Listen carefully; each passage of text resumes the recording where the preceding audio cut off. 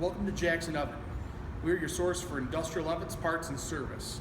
My name is Eric Messner, and I will be walking you through and providing guidance on troubleshooting your gas-fired oven. You should be a qualified professional before proceeding with this video. In this video, we will be discussing our burn-off oven with J83 DS Burners. You should have your operator's manual and electrical schematic handy during this video. Go ahead.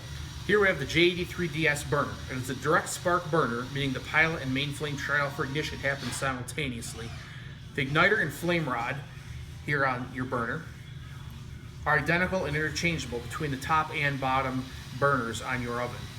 The ignition and flame detection is provided by a Honeywell S87D module located inside the burner here.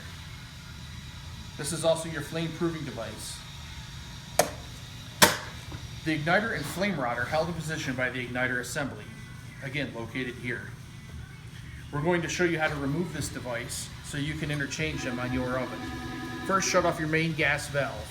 Remove the gas valve from the assembly. Slide your sleeve up. Remove the nut, remove the wire. Same with the other side. Take out the two Tek screws located at the bottom, and you can remove the assembly itself.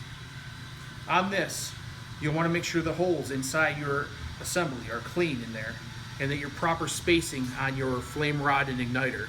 You want at least a 3/16 gap between those two, or else your unit will ground out.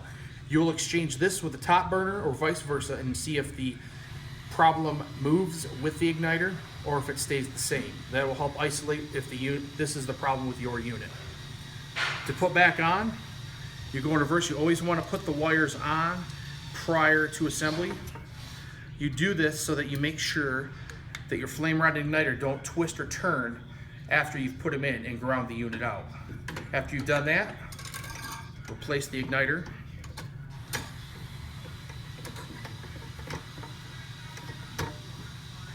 Replace your gas valve. Reapply your Tek screws, tighten everything down, and you'll be back up and running. Now that we've talked about the burners, let's talk about some of the other components on your oven that could come up in troubleshooting. There are three safeties within the control panel that have to be met prior to ignition. One is your door limit switch here. Your door has to be open to trigger that switch. You have your high-low gas pressure, and you have your high-low water pressure. If they are not met, the oven will not fire. If you're experiencing an alarm on your control panel, there are several things you can check. If the oven or afterburner, afterburner's up top, oven down below, go, let them go below the set point if they hit excess temperature, and then hit the reset button on the control panel, then restart. If you're experiencing high or low gas pressure, take note of what the pressure is in the oven.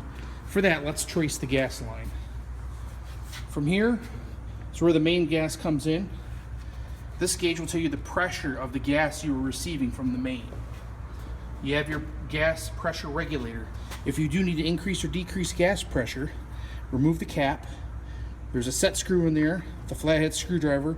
You can increase or decrease your pressure going into the oven. This would be the gauge reading the pressure that's going to the oven at this point. There's your high-low gas pressure. This oven also, as you see, it comes down, it tees up to the afterburner, down to the lower burner. This oven is set with modulating gas, so it will constantly control the temperature of the oven. If you have too low of water pressure, which we'll see here, the water comes in here and we have the water pressure gauge here. The fail-safe on this oven are 25 pounds per square inch. Anything below that, the oven will not work. You may need to increase your water pressure to the oven. If this happens, you want to let the load cool to 300 degrees, open the door, triggering the safety door switch, and adjust your water pressure, then restart your cycle time.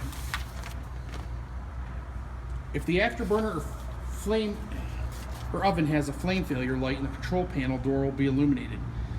Swap out the igniter assemblies with the other burner. So you want to take the igniter assembly from your upper burner or the lower burner and swipe them around to see which one is the issue, or if there's something else with your oven that is wrong. If there is something wrong, you can replace your igniter and flame rod, and in order, you should have some of these on hand as a standby. You can order those by going to www.jacksonoven.com or call me to place an order at 517-784-9660. If your afterburner or oven are in excess temperature, there's a couple things that could cause this. If it occurs early in the cycle and your controllers are not reflecting at normal temperatures, the problem is a failed thermocouple and you'll need to replace. Once you replace that, you should restart your oven and it should be fine. The thermocouple, when it fails, will always fail to the high end. If the excess temperature condition occurs during the cycle and one or both of your controllers are reflecting high temperatures compared to normal, then you probably have a real high temperature condition.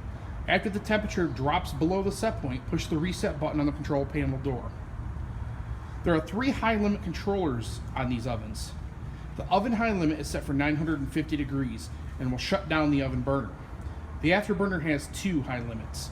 The first is set at 2000 degrees. It will shut off the oven burner and turn on the water. The second high limit is set for 2200 degrees and will shut off the afterburner and turn on the water.